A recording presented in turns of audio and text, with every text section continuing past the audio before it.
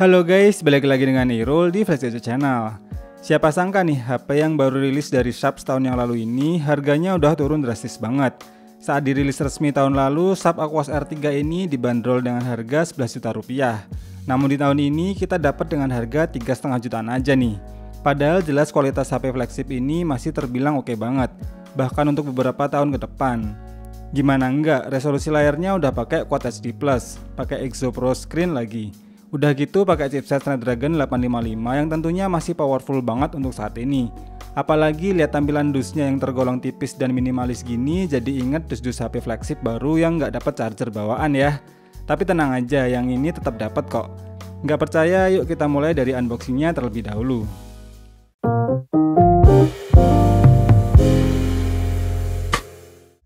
Tampilan dus minimalis berwarna hitam ini pun terlihat simpel dengan tulisan Sharp Aquos R3 di pojok kiri atas dan Aquos di tengahnya.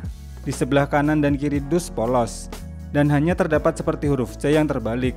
Di bagian atas terdapat kode IMEI dan serial number, dan di bagian bawah terdapat beberapa spesifikasi kunci yang langsung akan saya jelaskan pada video kali ini.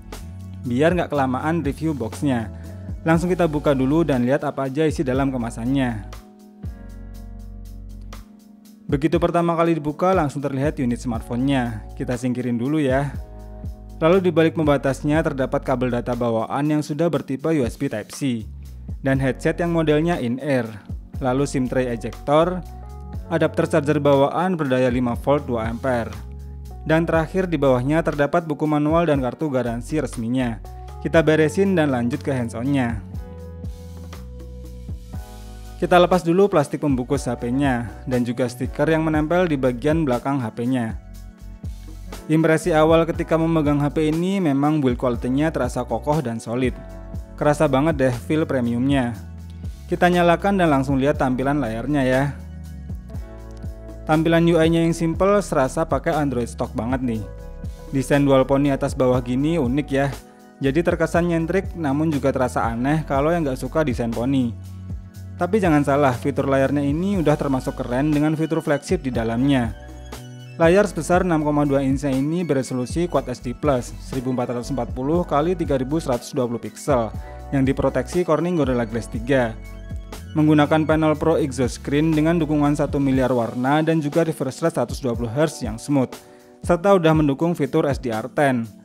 Ditambah lagi terdapat fitur Dolby Atmos dan Dolby Vision untuk kualitas audio dan video yang lebih maksimal.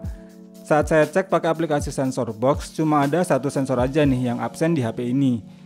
Dan untuk kecepatan sensor sidik jarinya tidak begitu cepat, namun tingkat akurasinya masih termasuk oke nih.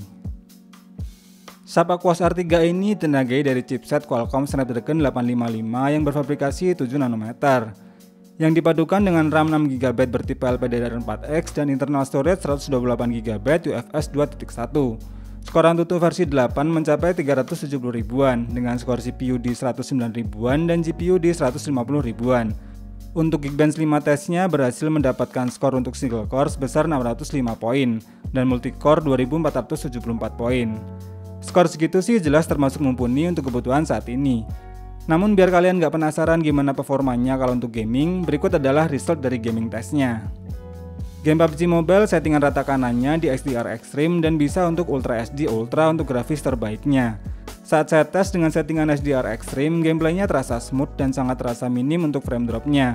Kontrolnya juga responsif dan untuk sensor gironya juga tidak terasa delay. Suhu panas HP juga tergolong wajar dan masih sangat nyaman untuk dimainkan. Dan selama 30 menit bermain, suhu panas HP mencapai 42 derajat Celcius dengan penurunan baterai sekitar 12%. Kalau untuk game Genshin Impact, untuk settingan defaultnya berada di medium, yang tetap playable walau dinaikkan ke mode 60 fps. Bahkan ketika saya tes pada settingan tertingginya ini pun masih tetap cukup playable. Walau kadang frame drop terasa saat bertarung melawan monster dan memunculkan semua efek skill animasinya. Dan tentunya suhu panas HP akan terasa lebih cepat panas, walau tidak mengganggu performanya saat bermain.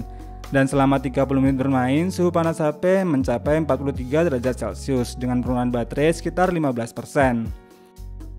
Paling enak sih kalau untuk main game MOBA seperti AoV ini, bisa dimainkan di settingan rata kanan dengan grafis SD.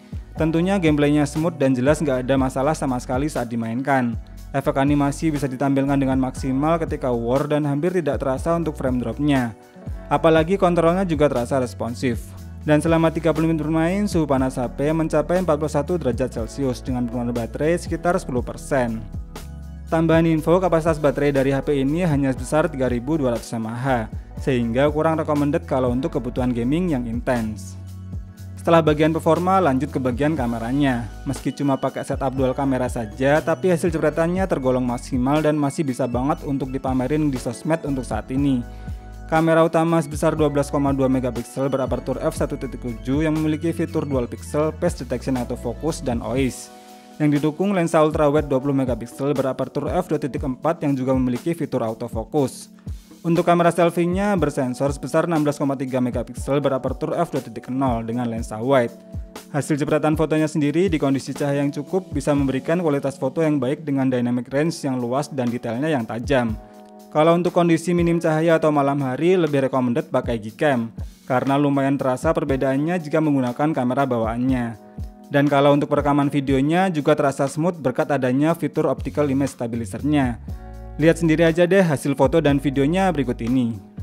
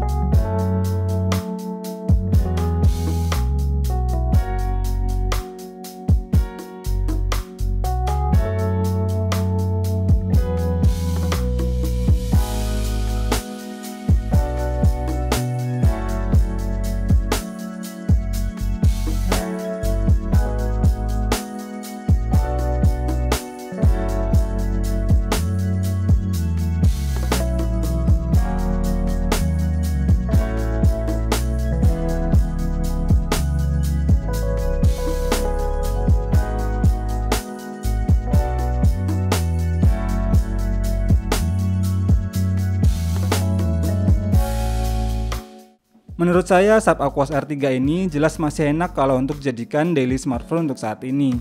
Selain spesifikasinya yang tergolong mumpuni dan powerful, fitur-fitur kelas flagship juga masih bisa dirasakan walau dengan harga yang saat ini sudah sekelas dengan harga smartphone kelas mid-range. Yang paling saya suka dari HP ini jelas pada bagian layar dan juga kameranya, yang kualitasnya masih termasuk jempolan. Minusnya sih kapasitas baterai dan desain dual poninya itu yang bikin kurang sreg dan sedikit mengganjal. Namun buat kalian yang tertarik buat mencoba HP ini, link pembelian bekas review ini ada di kolom deskripsi ya. Dan untuk video gaming test yang lebih detail nanti akan saya buatkan juga di channel Flash Mobile Game. Terima kasih yang sudah menonton video ini sampai habis, semoga video ini bermanfaat dan sampai ketemu lagi di video berikutnya.